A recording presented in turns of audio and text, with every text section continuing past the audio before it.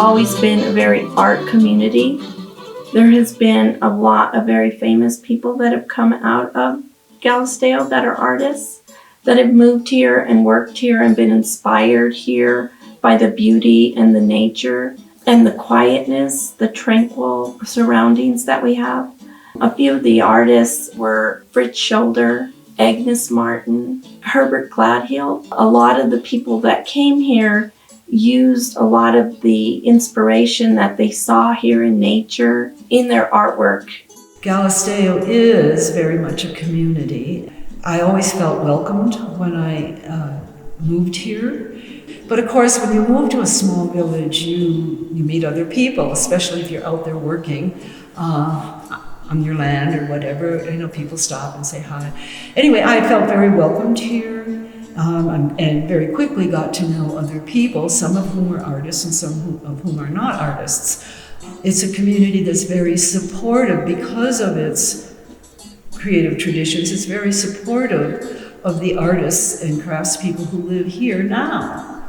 And so we do go to each other's exhibitions and so forth. And people are very understanding about how much time you spend on your art.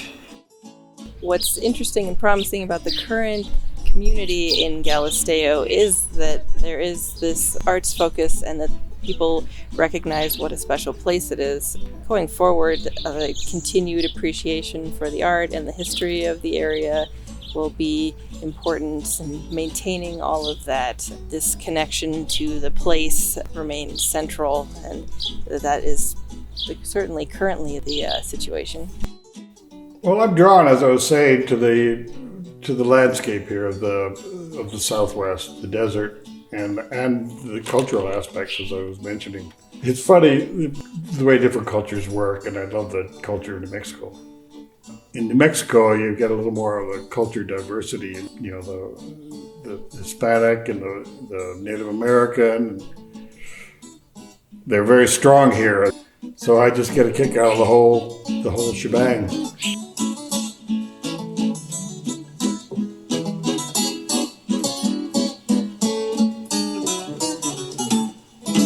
I came to Galisteo first in January 1985, but I had come to New Mexico first in 1972 to go to some Pueblo dances and the Shalico at Zuni and so forth, which was transformative.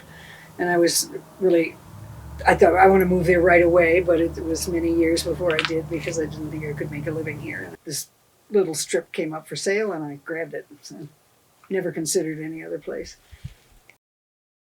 I was very aware of the community, but didn't know much about it. And then I started to interview people and the elders, all of whom are gone now. And unfortunately, I didn't really know the right questions when I started because I knew nothing about Galisteo. I never meant to write books on it, and I ended up by doing it. So then I learned a lot about it. And so it's just the place itself is an inspiration. When the Tano and the Southern Tewa came in around 1250, there had been native people using the basin for many, many years before that, but they built these 8 huge pueblos around here. And then when the Spanish came, they of course missionized all the native people, but there was a mission church at the Galisteo Pueblo, which as you come into town, you pass that. There was a huge civilization here. And then when the Pueblo Revolt happened in 1692 through 96, they left the Galisteo Basin and went to the north of Santa Fe. The connection between Galisteo and the wider region of northern New Mexico really goes back as long as there have been people in the area, especially nomadic, and then later once there were settlements and in the more modern times, that Galisteo is really an example of a small community that drew people passing through to stay as well. They came out here. I mean, it was a brave little batch of people who came out here and settled, and there was a community grant, or there wasn't. It's all very unclear about exactly what their formal or official status was. But they did get land grants, off little bits of land grants, and big ones that went to important people. And then ended up in Anglo hands. But it was a long way from Santa Fe when you just think of a dirt track. And by cart, it took easily a full day, if not 2 or 3. And so it was very isolated until really in the 30s when they put the road right through the middle of the village, the middle of the church's plaza. And then so Anglos who were antique dealers or artists were coming out here and liking the isolation and so forth. And then finally there was more and more and more, and in the 1980s was when the real gentrification started. Galisteo is really an interesting example of the northern New Mexico agrarian community and the way that they all interconnected and formed following the landscape and the water in particular, and attracted people starting for these very basic like practical reasons, and then later because of their natural beauty and really establishing arts scenes just because they were beautiful and lovely in these unique settings.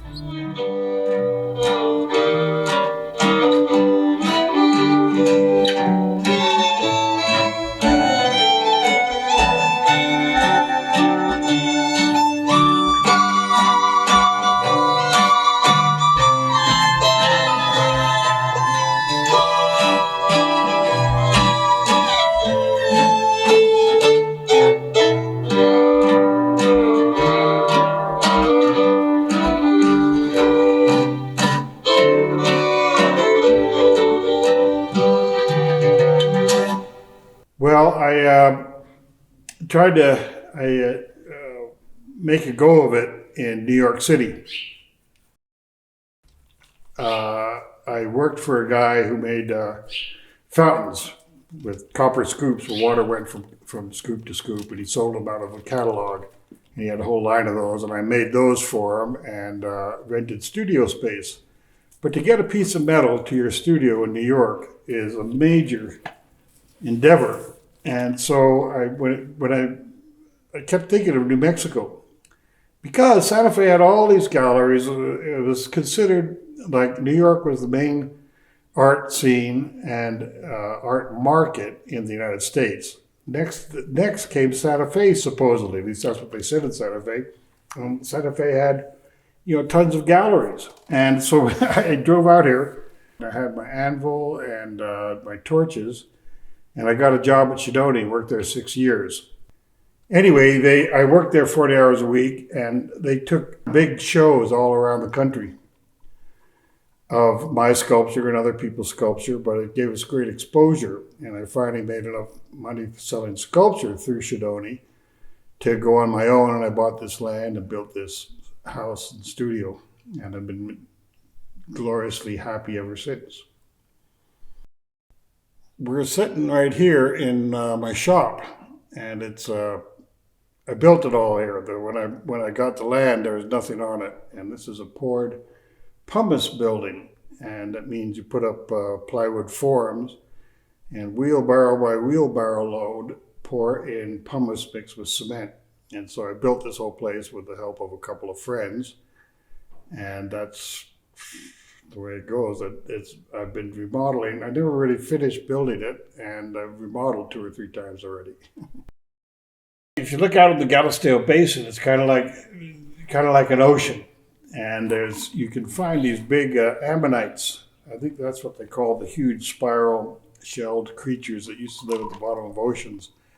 And this used to be the bottom of an ocean. I grew up on the East Coast where there's the Atlantic Ocean all the time. So I thought I'd miss all that water, but I don't. And I really love the desert.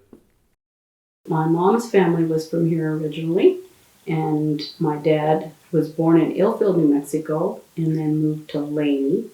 And his father passed away suddenly in an accident, and so then they moved to Galisteo where they had family. So both of them were here since, way young. So they bought land here when they got married, and they had 9 children. I'm one of 9. And so I've lived here with my husband. We built our house back in 1979 and have enjoyed working here with my clay and lots of other things. We're very involved in the community. And that's what, kind of lived here and came back as a young adult and decided we would live here with our children. So we decided to build from the ground up. We built our house on top of this hill. So it's very significant to the village. It was usually just plain. You could see, the surrounding mountains, the hogbacks and stuff. But we were kind of like the first houses that, back in '79, there weren't very many houses. There were very old houses around us. We're in my studio, and we built this maybe about 10 years ago. And this is where I can come and just work on my pottery or any kind of art form that I'm thinking of at the time. I first came here in the, it was the fall of 1978. I was currently living in New York, and I was here teaching for one semester in the art department down at the University of New Mexico in Albuquerque. So now, fast forward to 1984, when my partner Judy, and my daughter Tanya drive across country from New York City to New Mexico with the plan of spending a year here. While we loved New York, we really wanted to get away and spend some kind of living time in a place that was less frantic, had less going on all the time. So we came to Santa Fe with the plan of staying here for a year and then going back to New York. So about that time, I decided that I did not want to go back to New York, and I began to look at properties, something to buy here in New Mexico so I would live here full time. And Galisteo was one of the villages that I checked out, basically. So when the old stone lanera, or wool barn, which you saw outside, came on the market, I bought it. Well, for a while, I used the space in the lanera also as my studio until I got a Guggenheim grant in 1991. And with the money from the Guggenheim Fellowship, it wasn't a grant, it's called a fellowship. When I got the fellowship in 1991, I built this building that we're in today, which you can see is a new building. And like many New Mexico buildings, unfinished, as it will probably always remain. I came to Galisteo back in 1960. I actually was born and raised here. My grandparents owned the home that I now live in. And in 1960, my father and my mother came to Galisteo from Santa Fe. They had just been married a few years, and they moved back to Galisteo. And they renovated this adobe house that I now live in. And about 33 years ago, I then became the owner of this home. So I have lived here my whole life. I went to school actually at UNM, and when I got married, we came here when my youngest son, I have 3 boys, when we had our youngest son, we moved to Galisteo. So this home that I live in now was purchased by my grandparents in 1912. Believe it or not, they paid $23. And so it's over 150 years old. It was purchased from another gentleman that built it. They did not build it. But this space that we're in was added on in the 1970s. And this was kind of, we call it our sunroom, but right now I've converted it into my art studio.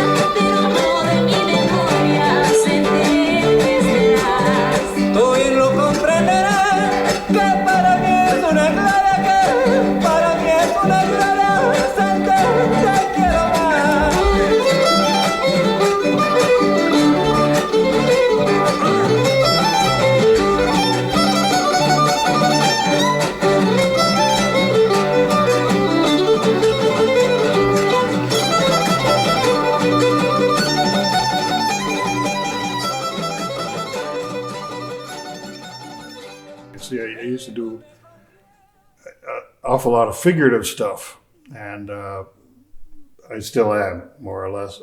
Instead of humans, I'm doing animals more than humans. And I don't know, I've always loved these clouds, and I've been making clouds ever since I've been making thing. I've got some plaster ones in the house, and I got into doing these ibises, and I don't know why. Oh, it's because I've always been into the origins of sculpture, where did it come from, and when did it sort of start? And you go back to the Assyrians, which is before Egypt even became coherent. They were making depictions, what we would call sculpture. They were using it for doing it for different reasons, like the Ashurbanipal thing. That's 600 BC. I'm talking about 3000 BC. Anyway, and all the gods, and I made that god machine out there with the ibis-headed god Thoth, and I always just loved the form of the ibis. And the year before, there's a pond down the way, and some ibises came through on their travels. It was unbelievable. They're not native to New Mexico, but they fly through. You know, any spot that I go to, Galisteo, inspires me to enjoy nature as it's given.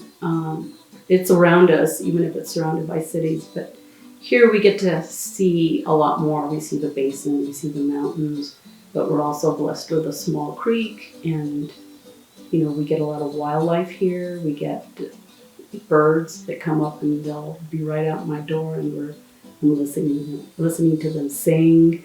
You'll get owls, you'll get hawks that come by, and so it just kind of reminds you, you know, that we're around nature. This is something that is very important to me. It's also part of my work. I like to put birds on my pots and stuff. So on a visit to Spanish Market one year, we saw a lady making, or what she had made, pots, but they were shiny, and it caught my attention. There were little flakes in the clay in her work, and her name was Aurora Sanchez, and this is the first time I had ever seen Acacia's clay.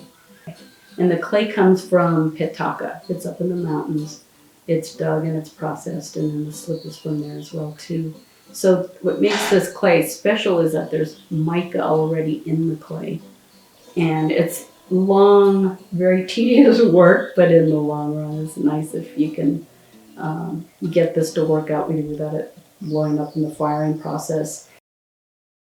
So I do traditional New Mexico, a traditional New Mexico art form, which is straw applique.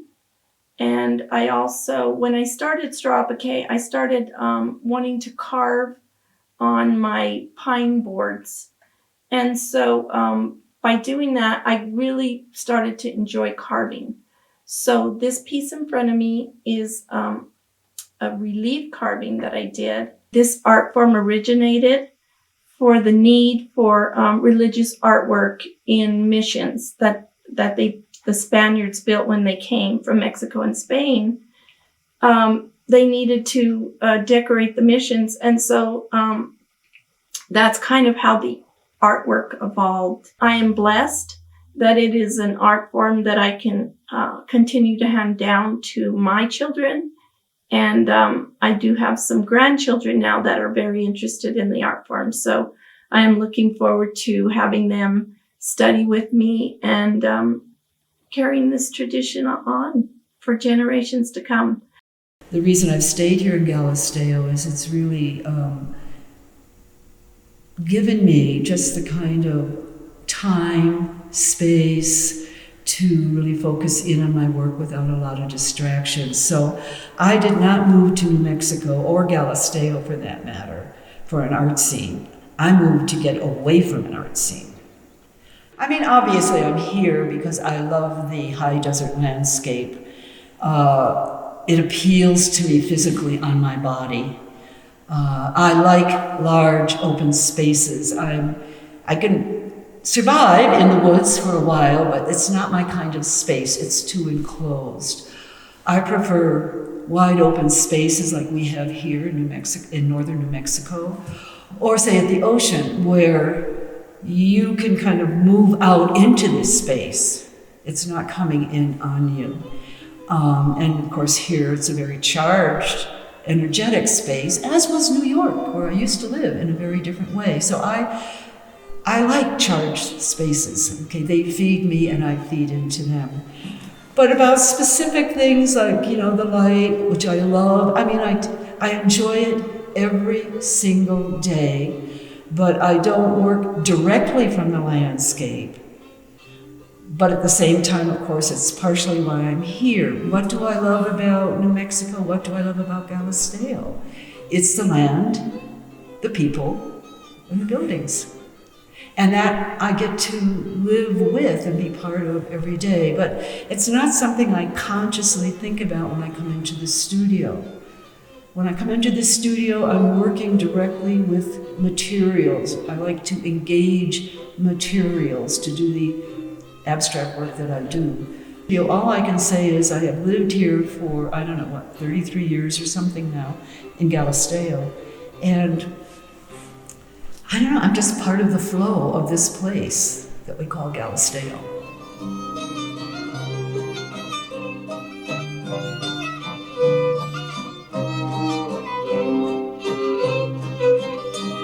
How to improve Galisteo? I don't think you can. It's fine the way it is.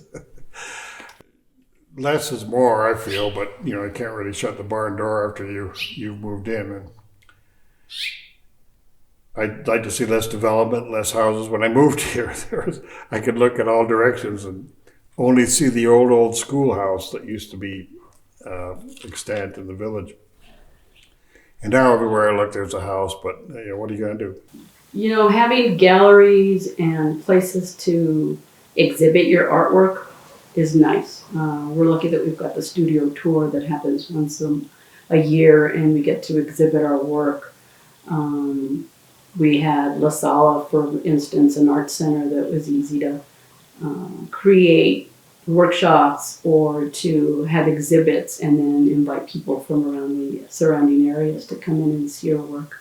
I think what we're doing right now is important, but I think we do need to support the arts. I think with that we need to teach that to our young children so that they don't get lost or stray away into areas that they shouldn't, drugs, that kind of stuff.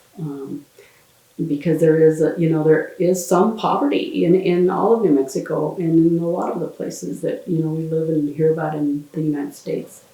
But I think that it's a venue to help kids get away from that if they're given the chance.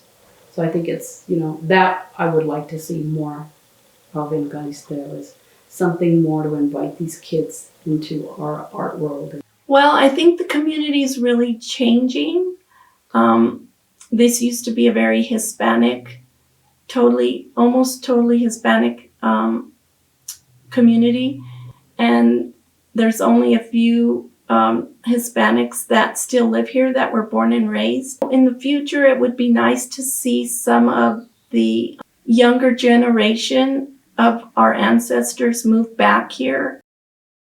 I like Galisteo the way it is. It's been hugely gentrified since I've been here, which is almost 30 years now. And it's changed drastically. I think I came on sort of the cusp of the Hispano community being put on the back burner and Anglos coming in and so forth. There were Anglos here for many decades, but I remember community meetings. There used to be a line of Anayas, who were the sort of major family in town, to shake your hand as you came in, sort of to welcome you to the community meeting, which I thought was lovely and hasn't happened for years and years and years. A lot of the people who've come in, of course, are really good people, and they care about the village and they really work with the village and so on. There's still a split between the Hispano community and the Anglo community. There always will be. It's not hostile, but it's different. I mean, it's the drawbridge syndrome. They talk about where you want to be the last one in, and then you want to pull a bridge up and not have anybody else come in, and that clearly has not happened. And I just hope it stays, the sense of community remains.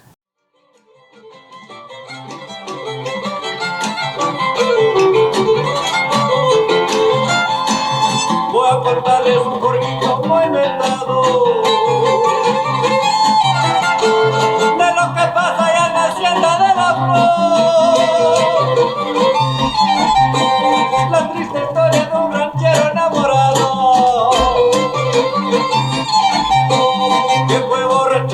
aquel jugador. Juan se amaba en los modales.